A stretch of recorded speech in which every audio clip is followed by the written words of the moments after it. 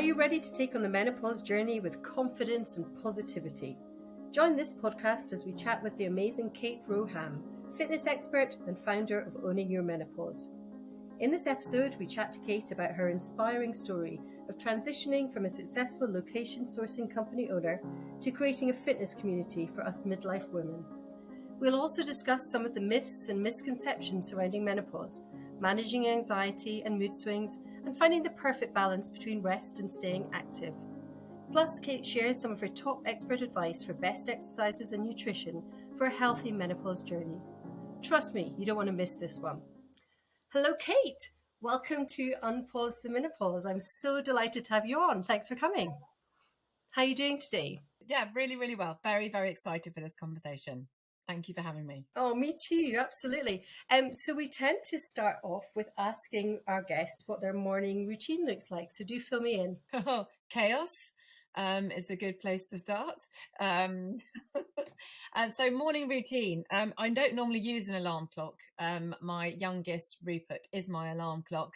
He doesn't believe in sleep. So I'm up around about 6 o'clock. Because with the Owning Your Menopause app, we work out first thing in the morning. So on a Monday, Tuesday, Thursday and a Friday, I'm teaching a live fitness class at 6:30. So essentially spring out of bed, come downstairs, have my coffee, very much needed in the morning, and get on and teach at 6:30 in the morning. That's then swiftly followed by a quick snack if I can, just to sort of replenish and nourish my body, and then get Rupert off to school. Then I'll be back here and normally teaching a spin class again on a Monday, Wednesday and Friday. And if I'm not doing that, it's kind of on with the app, replying to, ladies, if they've got issues on the app with that community that's there. But essentially that is what my morning looks like. That's good. It's pretty regimented. Lots of exercise. Yeah, I try to. I have my rest days on a Wednesday and the weekends are a little bit less frantic, but I'm still up nice and early thanks to Rupert. Oh, perfect. Now we're going to talk a lot about the app, the Owning Your Menopause, but I'd like to hear a little bit about your background as well and what's made you come to this decision in your life to transition from your location sourcing company, I think it was, and now into creating a women's fitness community. When we hit midlife and menopause, we often find ourselves juggling so much that sometimes something has to give. And I found myself with 2 young children running a very successful location company, and something had to give. And sadly, that was the job. So we sold that company. We then actually had a stint as a family in Switzerland, and it wasn't really until I got out there that I found a love of exercise for all the other benefits that it can kind of give you, mostly mental health benefits. Then we moved back to the UK and we decided to have a third child. And Rupy took a little bit longer to come along. He was very much wanted, but took a little bit longer. So I sort of found myself in my 40s with a young child. I was at home. I was very much the oldest mum of that group of people, and felt a little bit lonely. I live in the middle of nowhere, and I really lost my way. And at the same time, I felt like I'd put on weight and I just didn't feel myself. And I was like, right, well, I'm going to try and exercise. And then what I didn't really think about was actually how limiting exercise can be for a mum, can be for a mother with a young child, especially living out in the countryside. So I found Joe Wicks, actually. He was the one, and I was doing the workouts on YouTube. This was way before, he had his app or anything like that. And as brilliant and as wonderful and as amazing as he is, because I really do think he's great, just what he was doing wasn't talking to me as a woman with a baby who was tired and juggling life. So I was like, right, what do you do about it? And so I thought, okay, I'm going to qualify. So having sort of had this love of outdoors and interest before, I decided to do that. So I did my level 2, my level 3. I then did my indoor cycling, found a love of spin, and then went on to do pre and postnatal. All the meanwhile, in the background, this was going on whilst I started to experience the first symptoms of menopause. My body didn't know what was going on, and I didn't know what was going on. I had a period of feeling very, very alone as through lockdown. I wanted to be on my own. I didn't really want people around me. And yet I was stuck here in the middle of nowhere with everybody around me because we couldn't go anywhere. My dad had also been diagnosed with pancreatic cancer. So life was really not great. So of course, and this is by no default of the GP, you kind of explain these things to them, but along with terrible night sweats, heart palpitations, joint aches and pains, loss of libido, the GP was like, well, I think you're probably depressed. And I can see possibly a cause for that diagnosis, but, I knew it wasn't, having had depression before. So I said, look, it's something else. And anyway, it took a long time. I went privately, I got that diagnosis, and then I looked at what I needed to do to train to optimize my well-being at this time.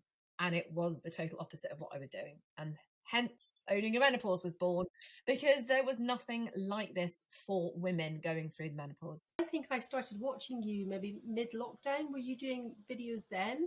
Or was it post-lockdown you started doing videos? I've been doing free Instagram workouts since 2018. But based for women of our age?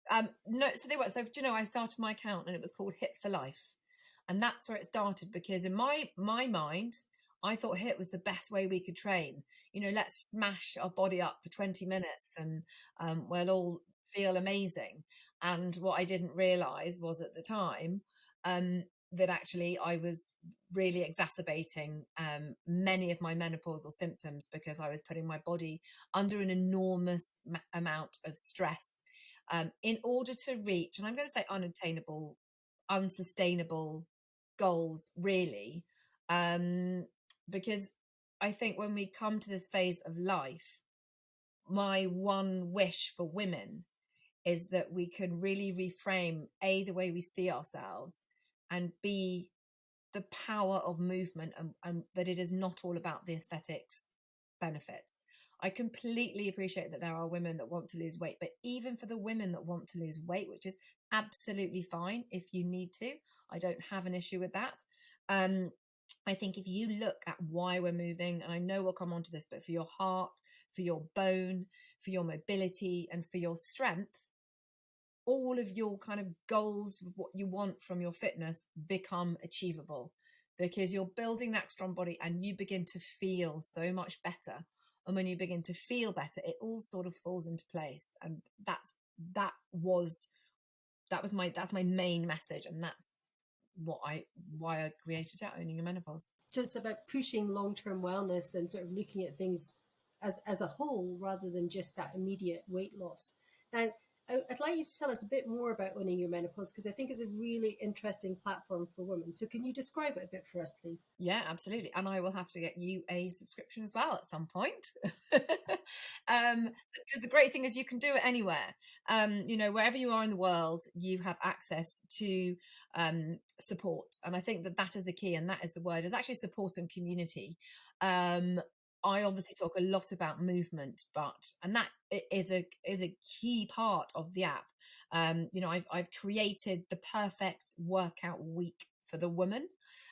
So sort of Monday is upper body, Tuesday is HIIT, because everybody does love a little bit of HIIT, but I slightly tailor it to not being such an intense session. So we might use a little bit of weights in there as well, just to really focus on building that strength. Tuesday night, we have dance with an incredible lady called Claudia. On Wednesday, we have yoga. And that's taught by Paravi. And then on Thursday, I do lower body. And Friday, I do lower body. And on Saturday, we have Pilates. And then on Sunday, we normally have wonderful Anna Goff, who comes in and does some breath work and some mindfulness. I also have an in-house nutritionist, Katie, who is literally like having your own nutritionist. She will take the ladies' food diaries. She will help, look at what perhaps they are eating that doesn't sit well, or look at anything that might be causing inflammation. And then I've got two incredible GPs as well that are on hand to answer any medical questions, because I'm not medically trained. So essentially, I feel like I've created a sort of 360 holistic approach to managing the menopause. But the thing for me that I love the most in the app, obviously, is working out with the ladies, but there is a community section. So We've got, single parenting, menopause at work, exercise in menopause, breast cancer in menopause, and all these little groups are forming, and all these women are engaging and talking and asking questions and getting the support that they need. And so for me, there might be a message saying, oh, sorry, I didn't make class this morning. I'm not feeling well. And it's like, okay, well, go and rest and come back when you feel ready. Or, I'm not feeling great at the moment. I lost my way. So immediately I'll set up a phone call or an email or literally something. We've got a lot of subscribers, so it's busy. But it is my mission to absolutely help and support as many women as possible at this time, because I don't really want anyone to have to experience the loneliness that I felt when I started going through menopause, and those emotions and those feelings. And hopefully what will end up happening, I don't know if it does already, is the community will start supporting each other as well. So it'll take some of the onus off you, hopefully, in doing it. Yeah, no, they are amazing. They all, they all reply to each other. And I mean, friendships are definitely forming. And it's lovely because everyone that's in that community has also got their own skill set as well. And like that, you can draw on different things. And I have got something quite exciting. Next week, we're going to do or the week after, we've got a first session of face yoga. One of the girls that's been working out with us does face yoga, and she's like, I'd love to try it. So it's also about just introducing different things and having a platform to enable women to try things that they might not otherwise do. And presumably for our listeners, just to explain, it's a closed platform, so anything they say is really safe and is secure and private. Yeah, absolutely. So we have check-in chats. So the check-in chats are not saved down, so you have to join those live, otherwise you miss out. And actually we did on Sunday night, we had a check-in and stretch. And what I'll do there is we'll do the stretch beforehand, set ourselves up for the week. Or actually, I'll say beforehand, does anyone have anything or any concerns they want to talk about?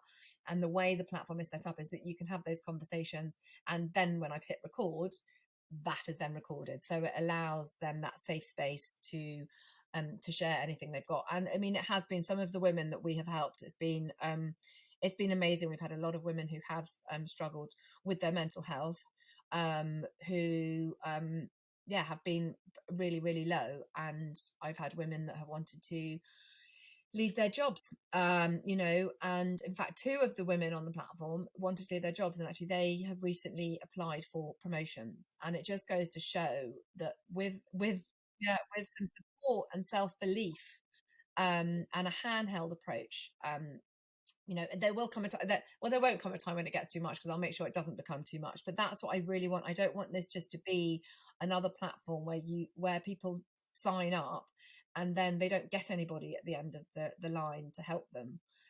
Like this is, and also I want it to be me that they get, or Katie, the doctor that they get, or Naomi, the other doctor. I want them to be put in touch with the person that they need and that they feel safe and comfortable with. And I think that's one of the reasons we really wanted to chat to you and have you on, Kate, because it's such a personal responsibility that you feel for all these women. And you can see it comes across in everything that you do, which is so lovely. And it's just about, I think, talking from my own experience, when you go through something like that, you just don't want anybody else to have to go through it as well. And if you're able to help even one or two people not have the same experience, or have a slightly more positive experience than you did, then it makes life better, doesn't it? I mean, without a doubt. And I don't want my daughter to go through it, as well. It's that sort of the next generation. And I don't want my husband to be the husband that can't support his wife or doesn't understand what's going on with her. My husband has been so incredibly supportive, but I'm not going to lie, I say at that first initial stage when I was withdrawing myself from the whole family, it was an immensely tough time for us both. I mean, we're solid now, but I would probably say that we weren't that solid at that time. And as I said, which happens again for a lot of midlife women, I was caring for my dad. And so I was taken away from the home because I became sort of a primary carer alongside his carer, and he lives an hour and a half away. So, I felt like the family were very much sort of dumped, and I was dealing with these things. And I slowly, I as I say, I made some lifestyle changes, which we'll talk about. I gave up alcohol. I started training the right way. And as I did, I got stronger mentally and physically to enable myself to cope with those pressures. And then when I understood what was going on, I spoke to my husband about it, and I was like, listen, this is what's going on and this is where we are. So you need to bear with me. And this is the conversation that I want lots of people to have with their husbands. Bear with me for 5 years. I mean, put something on that, because actually, when all the kids have gone, if we've still got what we've got, which I know we will have now, we've got 20, 30 years of fun to have. But right now, while I'm going through this transition, I just need your ultimate support, and allowing those conversations to happen, which can be really, really tricky conversations to have. We've got closer. If you can recognize the changes in your relationship and the changes in yourself, because when you don't feel like yourself, it's impossible to love anybody else. Even, dare I say it, sometimes your kids, because I found myself just so angry with everybody. And even somebody, my kids would ask just a really normal question and I would bite their heads off. And I think, okay, that was just a little bit, but I didn't know where this anger was coming from. It was horrific. I think anger is one of the least reported symptoms as well. A lot of people don't want to admit it, but it's like PMT, isn't it? You just quickly go and there's no real explanation for it. Oh my God, it's so fast. It's so fast. There is, but it's so quick as well. And it's that guilt, that you feel then when you take your kids to school, and, then that anxiety. I mean, I did have terrible anxiety, and then it'd be like, oh my God, it's a really difficult place to be if you don't understand what's happening. And if you do understand what's happening and you reach out and you get help, because there is help out there, then it can be a total game changer. And that's kind of the other thing that I really want people to learn, is that whilst HRT is brilliant for some people, it's not brilliant for all people, and it's not suitable for all people. And so in Owning Your Menopause, we don't focus on HRT. We focus on exercise, eating well, nourishing our body. How do we move? And if we can take HRT, or we want to take HRT, great. Well, it's part of the approach. That's what we talk about as well. And I think the conversation at the moment is focusing very much on HRT because people want to debunk the myth that HRT was bad for you. And it's for the majority of people, it's not bad for them at all. It's extremely beneficial. And I think there's a lot of time spent talking about HRT because of that. But we do need to look at this whole approach. And I love that your Owning Your Menopause app takes this whole approach. A couple of things I wanted to pick up on that you talked about, or you touched on earlier. And one was about alcohol. And I think you had that as a bit of a crutch for a while to maybe managing your mood or managing how you felt. If I'm honest with you, I think if alcohol is somebody's crutch, which it may well have been, when we have kids and there's that sort of mummy wine culture, the likelihood is, and this is a very sweeping generalization, but the likelihood is that could become somebody's coping mechanism when they come into menopause. And I think it's really important to say that menopause won't necessarily drive you to drinking more. It's just that perhaps that has always been your letdown, your release. But I did it because I had to take stock by the end of lockdown where I was with my drinking. And, as I said earlier, I was then looking after my dad, and I didn't want to be in a position where I couldn't get in the car and get to him at any time of the day, any time of the night. And so I stopped, and it was quite incredible. I decided to do dry January. And then I tried February, and then I said, right, well, I'll stick until June the 21st, which was when we were all then going to come out of lockdown.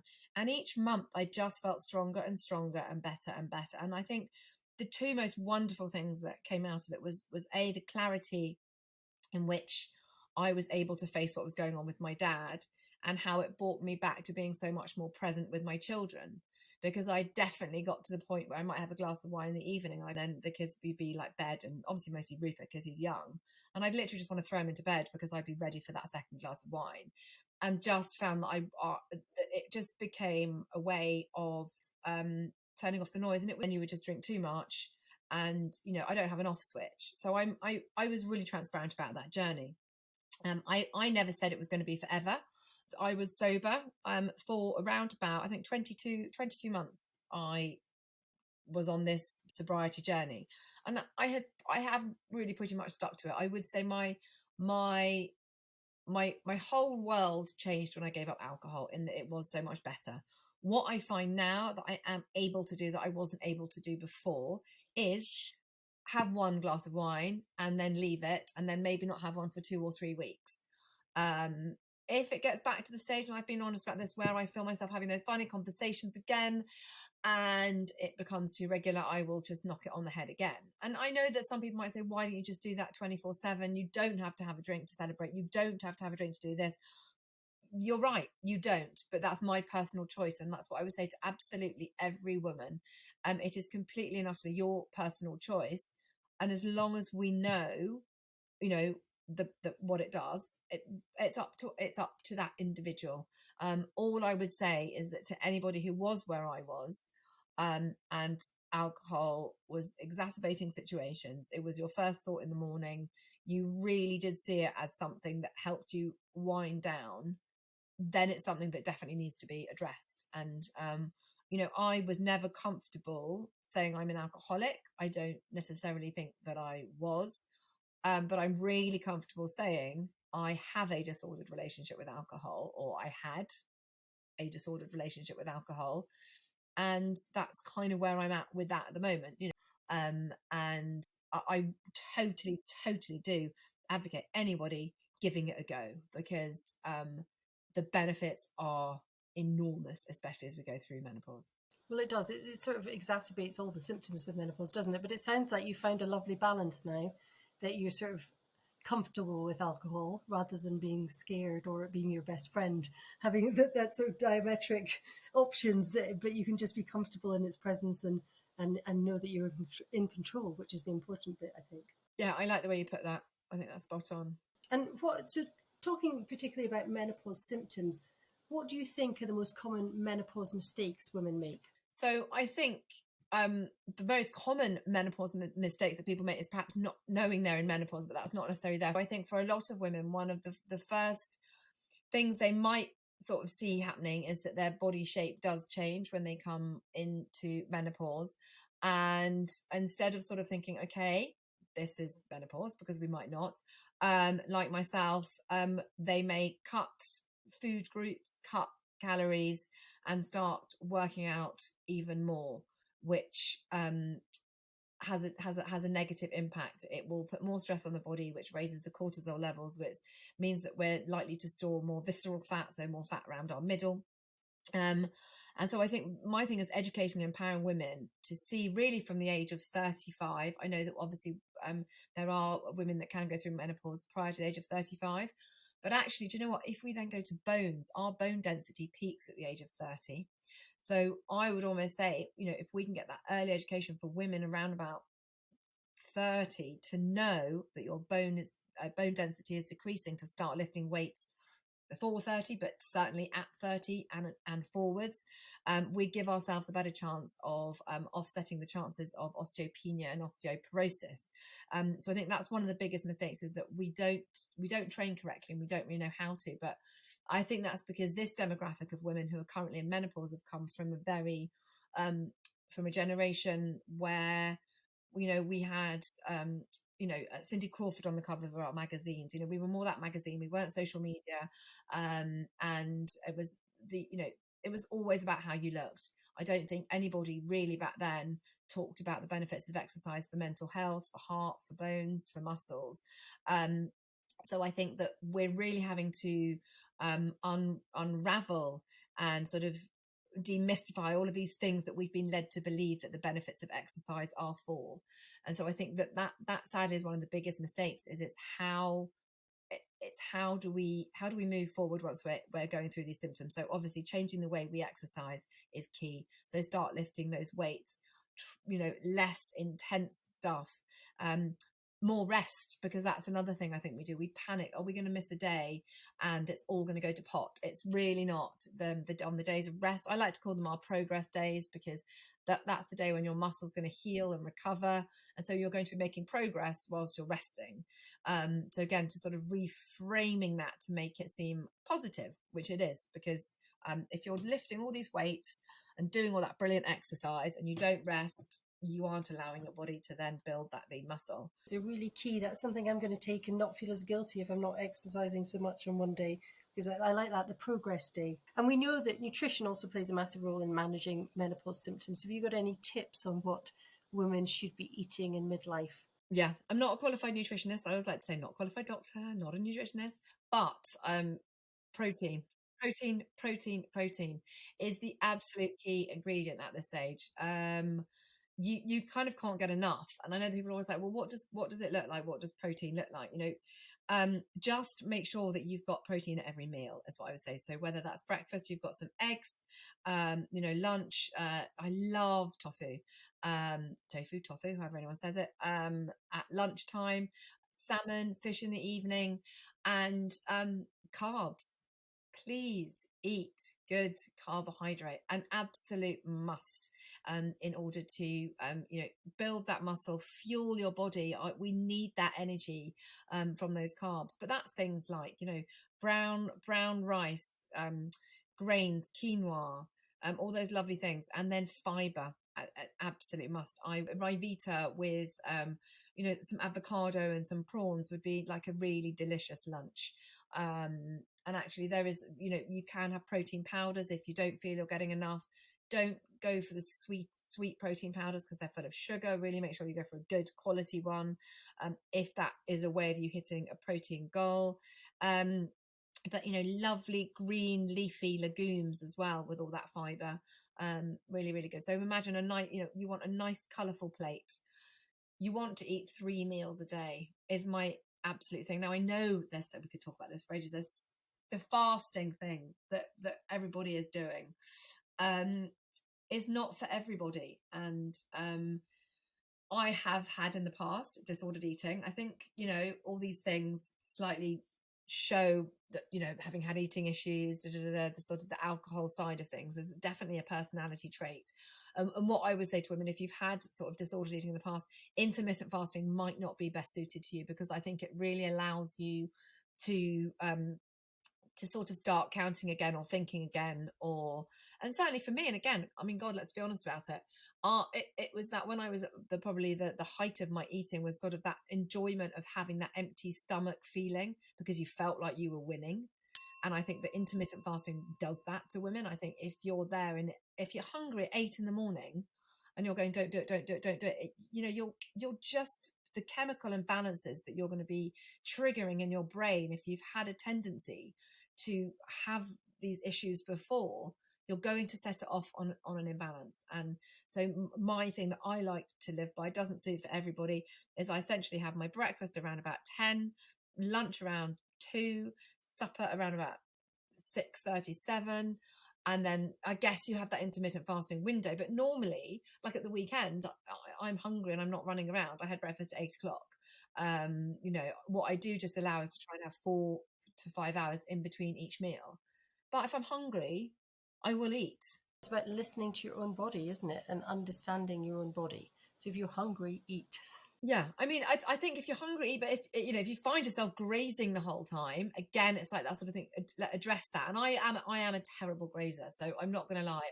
Give me nuts, and I'll just pick on nuts. So for me, the one thing that I've definitely learned, and this is from Katie, the nutritionist who works with me, is I do try to have at least 4 hours in between my meals. But that isn't always possible. And I think that a lot of women will resonate with this, that what we do sometimes find ourselves doing, is if we are trying to lose weight, this misconception of not eating. And then by like 3, 4 o'clock, you're like really hungry because you've not eaten enough protein, you've not eaten enough fiber, you've not eaten enough carbs. You literally open the floodgates when you eat something at like 5 or 6 o'clock at night. And then that's it. You don't really stop. And then you just snack, and you'll go for the crappy snacks that aren't of no nutritional value at all. And you find yourself in this sort of cyclical slump of just this sort of rotational thing, yo-yo. And so this is what I want again to encourage women, is 3 lovely meals a day. Protein keeps you full. Having those 4 hours is attainable.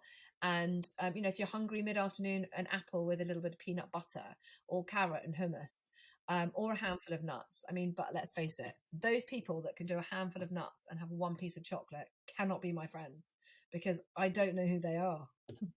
If you're very well versed in all the pillars of menopause, and I know that you've taken time to ensure that you are. If you could give women perhaps 1 or 2 tips, what would be your top tip for people to take away? Okay, my top tips for people to take away would most absolutely be, wherever you are, and however low you're feeling right now, and you actually think this can't get any better, you know, it really, really, really can, like totally wherever you are. And I'm a testament to that. So it can get better. It's not easy, but it can. But you just have to start. I think is my biggest tip.